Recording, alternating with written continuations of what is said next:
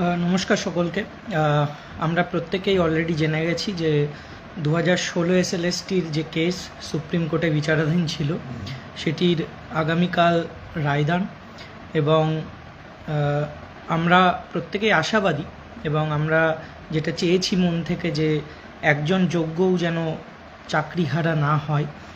আমরা এফর্ট দিয়েছি, আমরা যথেষ্ট ভালোভাবে লড়াই করেছি, আমাদের লয়াররাও ভালো লড়াই করেছে।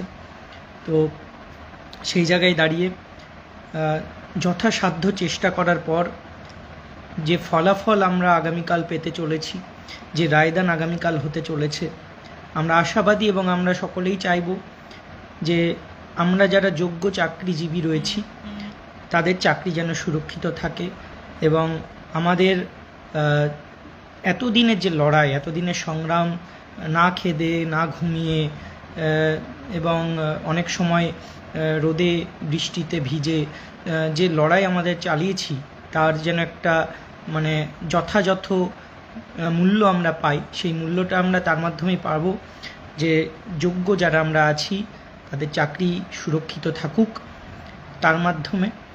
আর আমাদের হাতে তো এখন কিছু নেই, আমরা প্রত্যেকেই টেনশানে রয়েছি। দেখুন, টেনশন হওয়াটাই স্বাভাবিক, যদি টেনশন না হয় সেটাই অস্বাভাবিক। আমরা আশাবাদী, আমরা পজিটিভ, সমস্তটাই ঠিক আছে, কিন্তু টেনশন থেকে আপনি কখনো নিজেকে দূরে রাখতে পারবেন কি?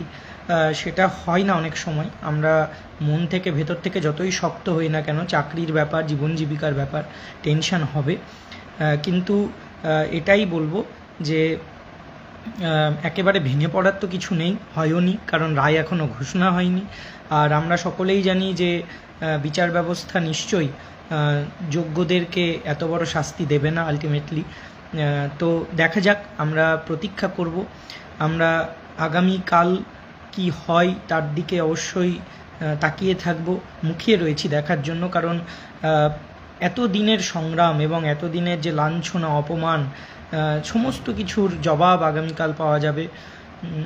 বিচার ব্যবস্থার প্রতি ভরসা রেখেই আমরা আইনের সহায়তা করেই আগামীকাল যে জয়যুক্ত হব এটাই দেখতে চাইছি। আপনারা বা তোমরা যারা আছো প্রত্যেকেই শুনানি তো শুনেছো, আগামীকাল রায়দানটা শোনো। অবশ্যই কষ্ট হবে, টেনশন হবে, প্রচণ্ড একটা খুব ভয়ানক ব্যাপার বলতে গেলে একদম সাধারণভাবেই। তবুও বলবো যে মনে জোর রেখে শক্ত হয়ে এটা শুনতে তো হবেই সবাইকেই। আমরা যারা 2016 এসএলএসটির চাকরিজীবী রয়েছি, যোগ্যরা রয়েছি, তাদের প্রত্যেককে এটা শুনতে তো হবেই। তোমরা প্রত্যেকেই শোনো, দেখা যাক কি হয়। আমাদের যারা এই সমস্ত কেসের সঙ্গে যুক্ত বা যারা এতদিন ধরে লড়াই করেছে, অ্যাডমিন টিম এবং বিভিন্ন কমিটির যারা রয়েছে, প্রত্যেককেই আমি ধন্যবাদ জানাবো। আগামীকাল জয় হোক আমাদের, এবং সেইটা দেখার জন্যেই আমরা এতদিন ধরে অপেক্ষা করে আছি। একটা টিম অবশ্যই দিল্লি যাবে কালকে। আমরা কিছুজন বিভিন্ন জায়গায় একসঙ্গে হয়ে অবশ্যই এই হিয়ারিংটা শুনবো, এই জাজমেন্ট যেটা, ভার্ডিক্ট যেটা দেবে সেটা শুনবো। যে যার মতো করে শোনো, সেটা বন্ধু বান্ধব মিলে বা কলিগরা মিলে একসাথে হয়ে শুনতে পারো, কোনো জায়গায় একত্রিত হয়ে, বা নিজের স্কুলে বা একান্তে শুনতে পারো, কোনো অসুবিধা নেই। আমি পার্সোনালি কালকে শহীদ মিনারে থাকছি, ওখানে আমি পার্সোনালি থেকে এই পুরো হিয়ারিংটা যে জাজমেন্টটা আছে সেটা শুনবো, নজর রাখবো। আশা করছি এবং প্রচণ্ড পজিটিভই আছি যে খুব খারাপ কিছু হবে না, আর যোগ্যরা নিশ্চয়ই এই অভিশপ্ত জীবন থেকে মুক্তি পাবে, আমাদের চাকরিটা বজায় থাকবে এবং আমরা অবশ্যই জিতব। আমরা আশাবাদী, আমরা পজিটিভ, এবং তার সাথে সাথে এটা বলি যে নিশ্চয়ই সসম্মানে আমরা আমাদের যে প্রিয় জায়গা, আমাদের স্কুল, সেখানে গিয়ে আবার নতুন করে, নতুনভাবে, নতুন উদ্যমে আমরা মনোযোগ সহকারে ভালোভাবে নিশ্চয়ই চাকরিরত অবস্থায় থাকব। এটুকুই বলার।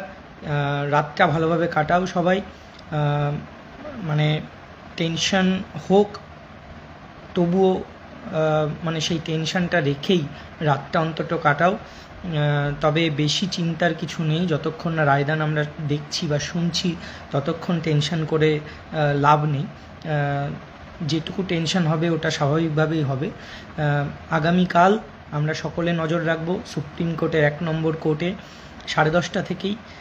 লিঙ্ক প্রত্যেকটা গ্রুপে দেওয়া আছে অলরেডি, সবাই জানোই নিশ্চয়ই। ইউটিউবেও অনেক লিঙ্ক থাকে যেগুলো লাইভ দেখায় কোর্ট নম্বর 1 সুপ্রিম কোর্টে, সেখানে দেখবে। আশা করছি এবং আমরা পজিটিভ থাকছি যে যোগ্য যারা আমরা আছি তারা নিশ্চয়ই এই অভিশাপ থেকে মুক্তি পাবো, আমরা জয়যুক্ত হব এবং আমরা আমাদের এই যে মানে একটা শঙ্কার জায়গা সেটা থেকে উতরে উঠব। প্রত্যেককে বলবো রাতটা কাটান এবং কালকের জন্য প্রস্তুত হন। আমরা জয়যুক্ত হবই হব, এটাই আমাদের অঙ্গীকার। ধন্যবাদ সকলকে।